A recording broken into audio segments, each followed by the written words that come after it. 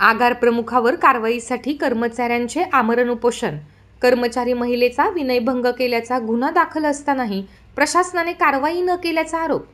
Shegaon ST आगाराचे प्रमुख गोविंद जवंजाळ व आणखी 3 कर्मचाऱ्यांविरोधात एसटी बस महिला वाहकाच्या विनयभंग प्रकरणी गुन्हा दाखल असताना त्यांच्यावर एसटी प्रशासनाने बदली किंवा कुठलीही कारवाई केली नसल्याने त्यांच्या विरुद्ध कारवाई व्हावी आणि एसटी कर्मचाऱ्यांच्या विविध समस्यांचे निराकरण व्हावे यासाठी मागील 4 दिवसांपासून शेगाव बस स्थानकासमोर एसटी कर्मचाऱ्यांचे आमरण उपोषण सुरू आहे।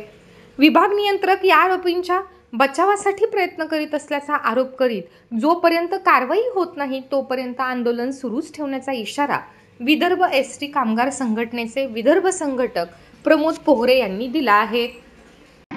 शेगाव येथील आगार व्यवस्थापक गोविंद जवंजाळ यांच्यावर व त्यांचे 3 सहकारी यांच्यावर विनयभंगाचा फौजदारी गुन्हा दाखल झालेला आहे। त्यांनी आगारातील वाहक महिलेची पिळवणूक केली, तिच्यावर अत्याचार केले, गैरवर्तन केलं, त्यामुळे त्यांच्यावर फौजदारी गुन्हा दाखल झालेला आहे।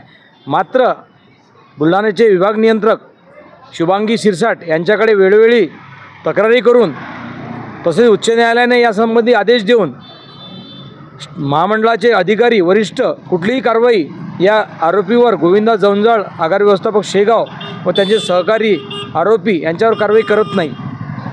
त्यामुळे आम्ही हे उपोषण सुरू केलेलं आहे आणि आमच्या काही चालका बंधूंच्या पर्यायी नोकरीच्या संदर्भात प्रश्न होते। ज्यांनी कायदेशीर पर्यायी नोकरी मिळवण्यासाठी मेडिकल केलेलं आहे त्यांना पर्यायी नोकरी हे विभाग नियंत्रक देत नाही।